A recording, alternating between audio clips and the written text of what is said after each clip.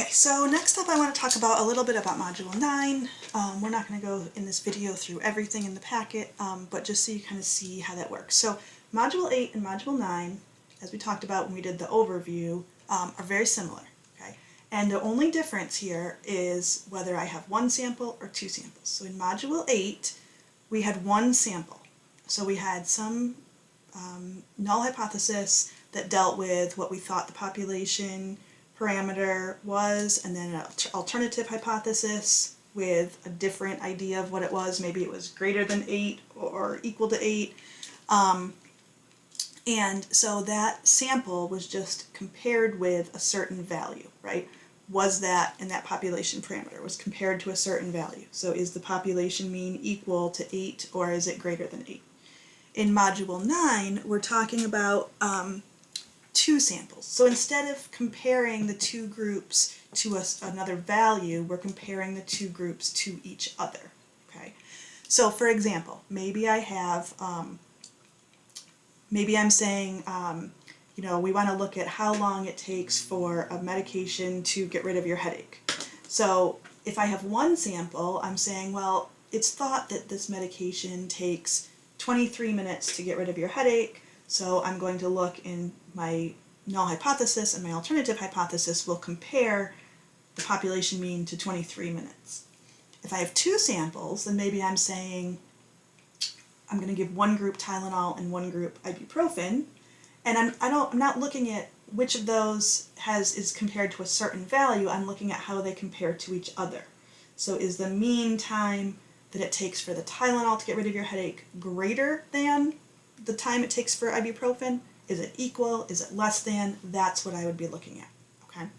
So this first couple, we're just going to do one of them here, talking about comparing two population parameters. So we're not getting into the whole test yet, but just looking at how we say that. So a marketing researcher states that the mean waiting time at the Dryden Dunkin' Donuts is no more than, so this actually means less than or equal to, the mean waiting time at the Homer Dunkin' Donuts. Okay. So all I'm doing here is writing a comparison, which then later would be either my null or my alternative hypothesis down the road. Okay. But so for example, mean waiting time. So population mean for Dryden is no more than, that means less than or equal to the population, the population mean time for Homer. Okay, just shows how they're connected. Now, a lot of times when we have comparison of two population parameters, means or proportions, you'll see it written a little bit differently. So instead of saying this one is less than or equal to this one, imagine that I subtract the Homer amount over to the other side, and then I have over here now 0. So if those two are the same and I subtracted them, the difference would be 0. Because they're different, then the difference in this case is going to be less than or equal to 0. Okay, it's going to be either negative or 0. So we'll kind of use that to compare our population mean or our population proportion. All right, so I want to get into an example, and I think all of this will kind of come a little clearer when we do that. You can look at the other pages as well. So example 1 here says the mean lasting time of two competing floor waxes is to be compared. So we can see that we're talking about means and we have two samples. 20 floors are randomly assigned to test each wax. Both populations have a normal distribution. The data are recorded below.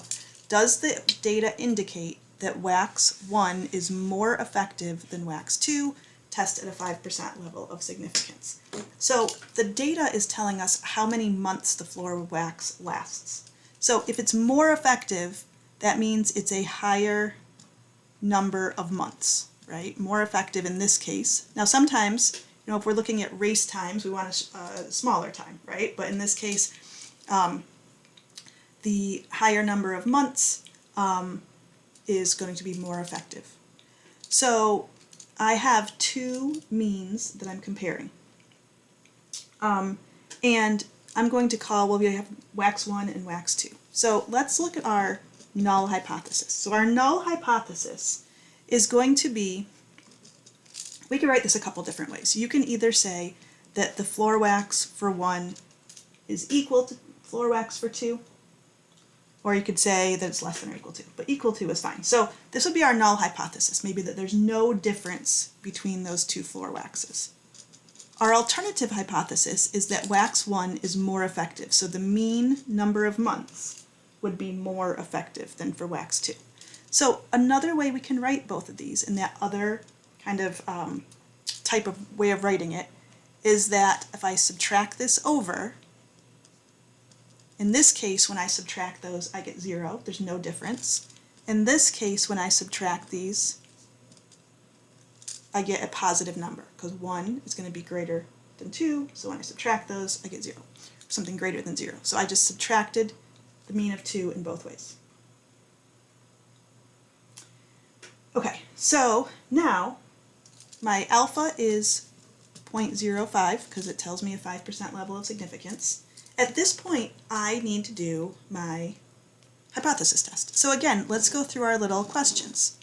So do we have 1 or 2 samples? Are we looking at mean or proportion? And do we want to do a z-test or a t-test?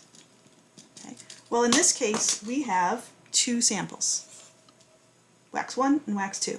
We are looking at means, and we have a population standard deviation, so we want to do a z-test. Now again, a z-test we cannot do on Art of Stat. You can do it on calculator. On the final, we will have just ones that you can do on Art of Stat, so there'll be t-tests. If you don't have a calculator also, if you look in Lumen under the Student Resources section, there's a section of a few different links that have some different like calculator online, and I don't remember exactly which one it is, but one of them has one that looks just like a graphing calculator. You can use it online in the meantime as well. Alright, so I'm using a 2 mean z-test, right? Which it's not going to say mean, it's going to say 2 sample. But on here, I go over to here, 2 sample z-test. I can put in my stats. Now if I did data, it's going to want the data in the list. I don't even have the actual data of those 20 floors, so that's another thing we need to know. It says 20 floors are randomly assigned to each wax. So the sample size for each of those is 20. And then the stats, so this is probably still in here, some of these are. It kind of asks for things in a strange order, so just be careful. Here's my population standard deviation for group 1, or wax 1, and for wax 2. My X bar, my sample for wax 1, and my sample for wax 2. Oops, nope, sorry, see I didn't pay attention. Sample for wax 1, and then my sample size for wax 1. And then my sample mean for wax 2, and my sample size for wax 2. So just be careful because it kind of is an odd order that they ask you in. My alternative hypothesis is that 1 is greater than 2, and then I'm going to calculate. Okay, so I get, again, it should be, you know, some of this looking familiar. Here's my z-score, or my test statistic. Here's my p-value. And then the rest of these are just giving me back what I already gave it in terms of sample mean and sample size.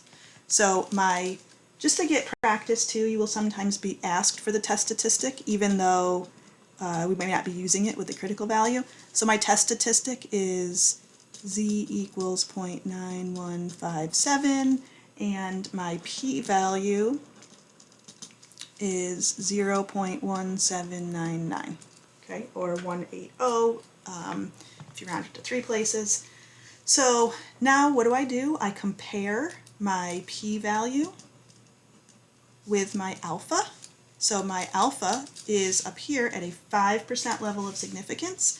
So my alpha is, I kind of like to write them underneath so then I see them right next to each other, and 0.1799. So this is greater than alpha. So think about what that means, right? If you think about my, if you watched the Module 8 video, this is like my little explanation of critical value and all that, p-value and alpha. So my alpha says I have to have at least 5% chance that I could have the mean I had in my sample and have these 2 samples not have any difference. Well, I not only had 5% my p-value is bigger than that, so it's even more of a probability that I could have the null hypothesis true with my data. So because of this, I fail to reject the null hypothesis. Okay, the reason is because my p-value is greater than alpha. So then the conclusion is at the 5% significance level,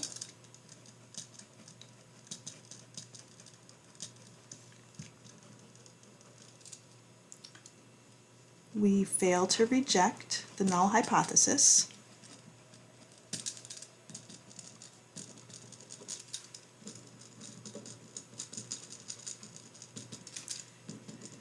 So there is not enough evidence to conclude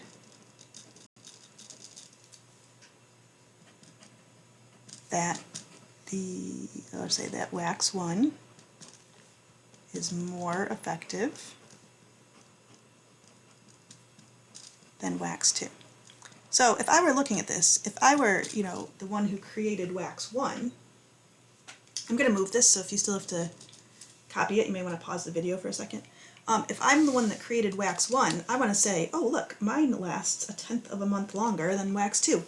But these are so close that statistically we can't say that definitely one is overall better than 2, because it could be that I just happened to get a sample that was a little bit lower for 2, right? With a different group of 20 floors, maybe they would have been equal, or maybe even 2 would have been higher.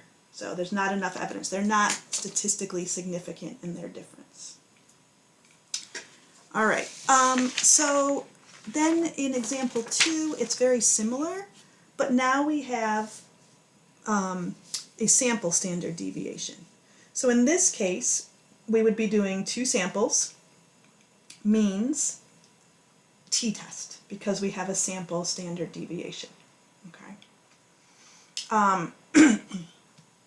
And the way I'm doing the video on here, I can't really share my screen, so I can't show you the Art of Stat, but if you go into Art of Stat for here, you look for comparing 2 population means. It's kind of far down, you kind of have to scroll down.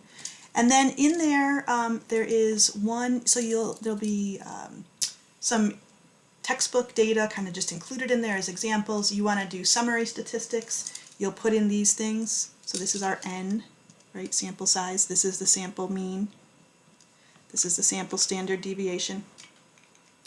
So we're comparing 2 population means, and then there's also a drop down in there where you choose between confidence interval and significance test. So you want a significance test there. Okay, and again, you can try that, look at it, try that on your own, look at it on the completed notes. And then what I wanted to do, there's population proportions, okay? Very similar, we'll have 2, population proportions always use a z-test. There's a 2 proportion z-test on your calculator.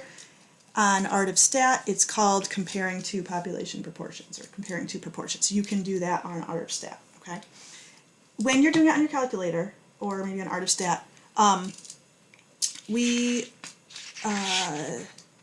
don't remember what I was going to say actually, but just make sure you're being careful about what you're putting in, okay? 2 samples. So these are the conditions that need to be met. We don't really get into a lot of that about like double checking on these, but just like with proportions before, we need to make sure that the samples are independent and that there are at least 5 successes and 5 failures and things, okay? The ones we'll give you, like on the final, we'll all meet these, it's fine, but just so you understand that not, like in real research and real statistical life, we would have to make sure that these work for this particular test. So let's do this one here. 2 types of medication for hives are being tested to determine if there's a difference in the proportions of adult patient reactions. So we can see right here it says proportions. And we have 2 types of medicines, that's our 2 sample. 20 out of a random sample of 200 given medication A still had hives 30 minutes after taking the medicine. 12 out of another random sample of 200 given medicine B still had hives. 30 minutes after taking the medication, tests at a 1% level of significance. Okay, so again, thinking about what's happening here, we have two different groups and we have a different proportion for each. So medication A, they tested 200 people and 20 of them still have hives after 30 minutes. So this is not really a success, but sort of that X, that success value, that's what we would call that. Medication B, they have 12 out of 200 that still have hives after 30 minutes. So again, in a situation where it looks like medication B has fewer people with hives, but maybe it's just a matter of the sample. So we want to know, because we have two samples, our alternative hypothesis is going to be that the proportion from A is equal to the proportion of B. Now notice that we're being tested to determine if there is a difference. Not more or less, doesn't say which one, it's just a difference. So my alternative hypothesis would just be that they are different, right? Another way you may see this, and if you do this on Art of Stat, it kind of automatically comes up like this. Imagine subtracting the probability of, or the proportion of B over there. So if they're the same and I subtract them, I get 0. If they're not the same and I subtract them, I do not get 0. Okay, they mean the same thing.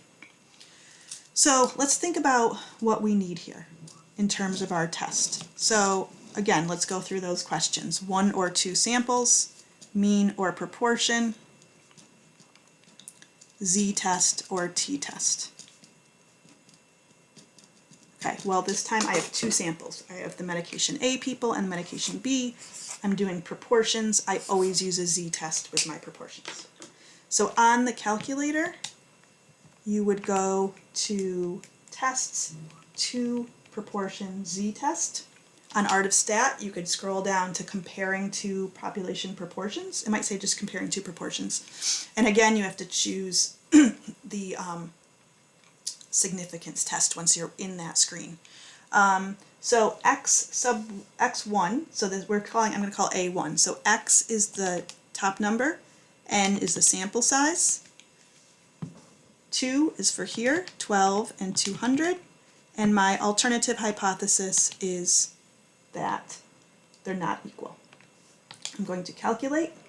Okay, again, it gives me back my alternative hypothesis. Here's my z-score, which is my test statistic. So this is basically how many standard deviations away from being the same my values are. So my z-score is my test statistic is 1.474, depending on how many place values you're asked to round to. Next I have my p-value, which is 0.1404. And then I have, this is my proportion for sample 1. So if I took 20 divided by 200, I'd get 0.1. My proportion for sample 2 is 12 divided by 200. This is like a pooled proportion, you don't have to worry about that, and then it gives back my n's. So as always now, okay, hopefully you're seeing this process is not difficult or not different depending on what I have. I'm going to compare my p-value and my alpha. This time I was asked to test at a 1% level of significance. My p-value is greater than that. There's more of a chance that I still really have the same population proportions even with this data. So this means I fail to reject. Remember that we have that little saying, if p is low, the null must go. Well, p is not lower than alpha, so we fail to reject. We don't have to have the null go away. Fail to reject the null because the p-value is greater than alpha. And so then the conclusion is that at the 1% significance level,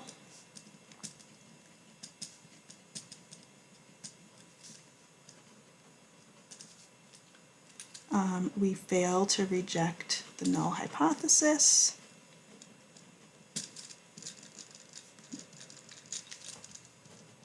So in your conclusion, you want to make sure you have the significance level, because that can change things, what your decision was, and then kind of why within the context. So there is not enough evidence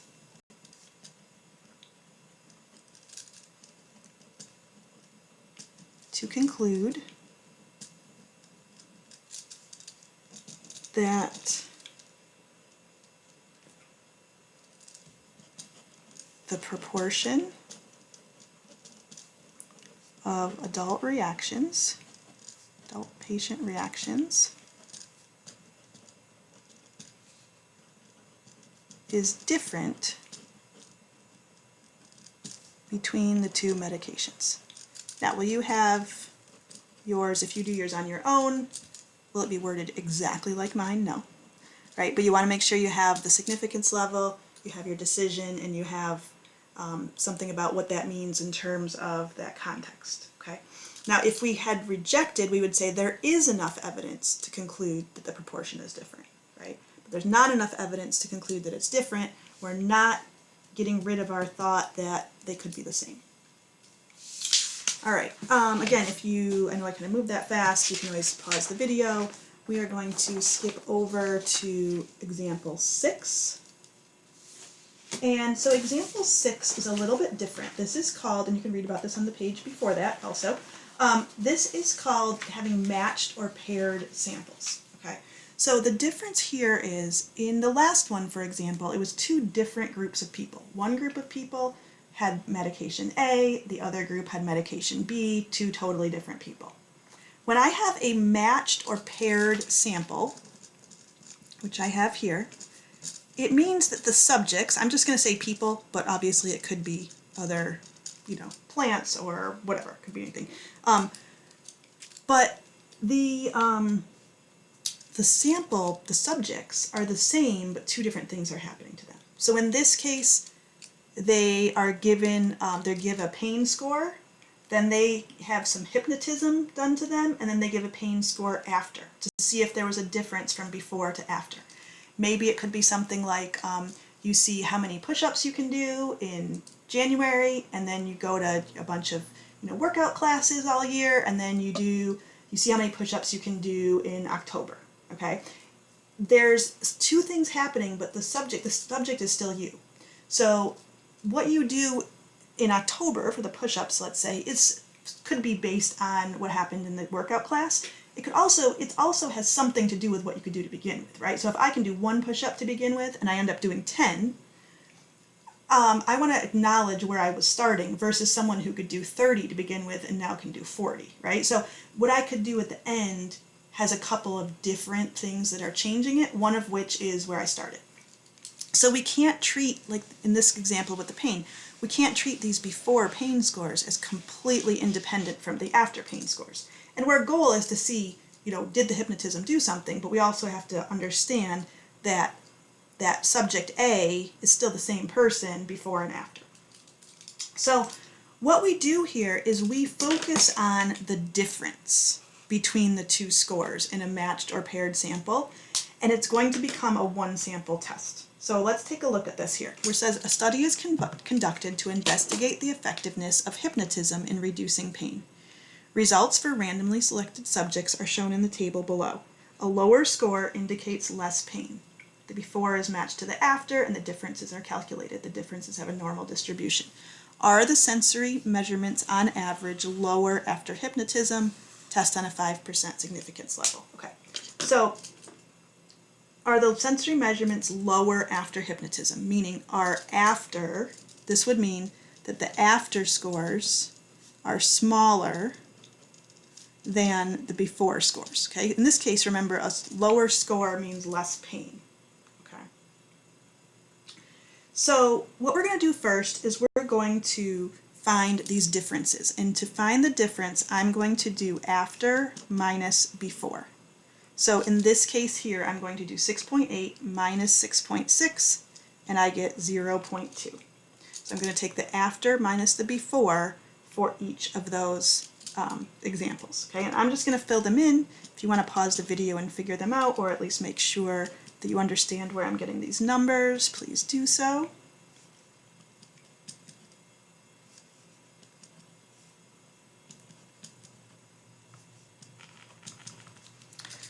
Okay, so I look at these differences. Now again, I can't treat the before as 1 sample and the after as 1 sample and have them completely different. So what I do is I just look at the differences And now I'm going to only use the differences.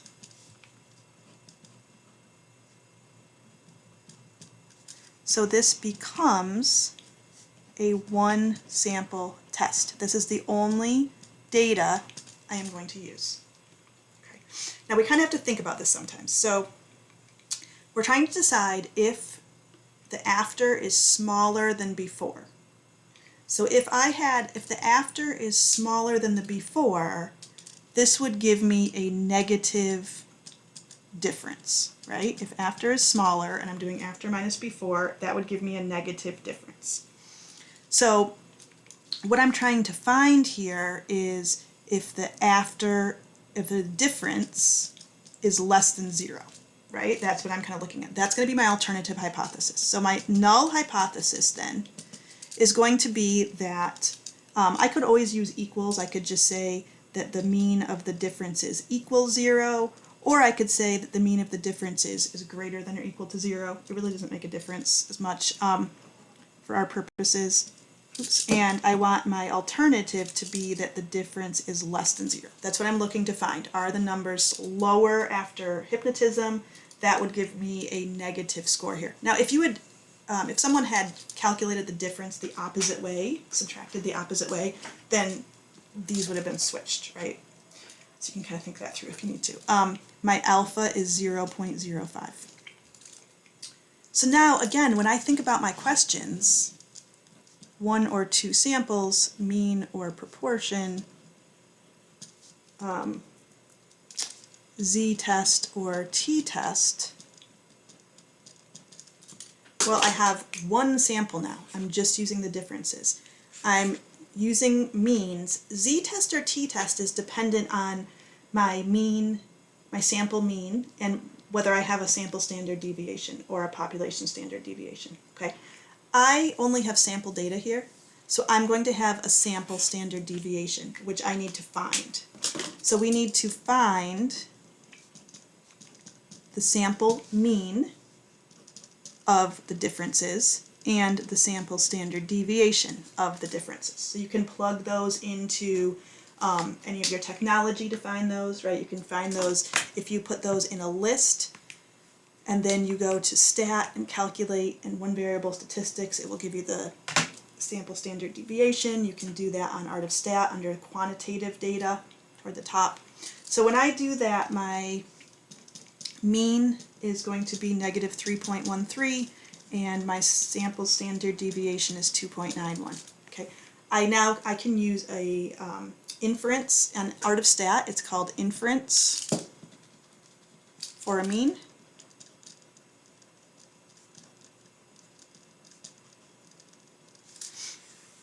And you can do that on here. Under tests, it's going to be just the t-test. It's one sample, it has means. I'm going to put the stats in. So my null hypothesis is that mean is 0, equals 0 is fine. My sample standard my sample mean is negative 3.13. My sample standard deviation is 2.91. My n is 8 because there are 8 samples in that sample size, 8 subjects. A through H is 8. And then here I want this to be less than that 0. So I'm going to calculate, and I get that my p-value is 0.0094. This time my test statistic is my t-score, which is negative 3.042. Again, it just gives me back the other information that I gave it. Okay.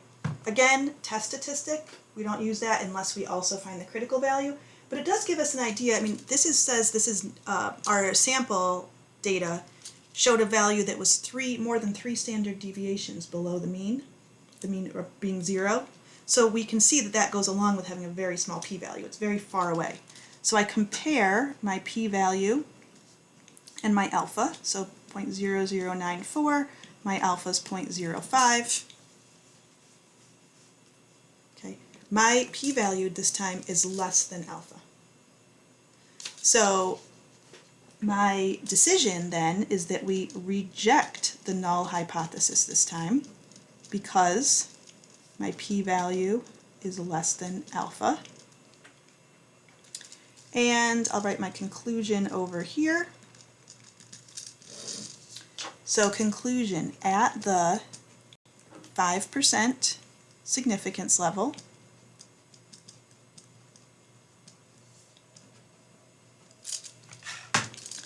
we reject the null hypothesis. Okay, so that tells us our significance level and what our decision was. And we want to kind of bring it into context now. So now this time we rejected this because there was enough evidence to say that the difference was less than 0. So there is enough evidence to show, okay, now the difference is less than 0, that means it's negative. That means we were subtracting a smaller number minus a bigger number, so the after scores were less. So there is enough evidence to show that on average the pain scores were lower after hypnotism. Except hypnotism. There we go. Oops, I don't know why I put a question mark. Can't think and talk at the same time, guys. And read. Alright, so at the 5% significance level, we reject the null hypothesis. There is enough evidence to show that on average the pain scores were lower after hypnotism. My p-value was very, very, very small because there's not much chance that if the hypnotism didn't work, I'd still be getting a sample of those scores. Now, obviously that was a very small sample, but because the differences have a normal distribution that we're given, we can use that. Okay, so hopefully that kind of helped with Module 9, and I will put up a video for Module 10 as well.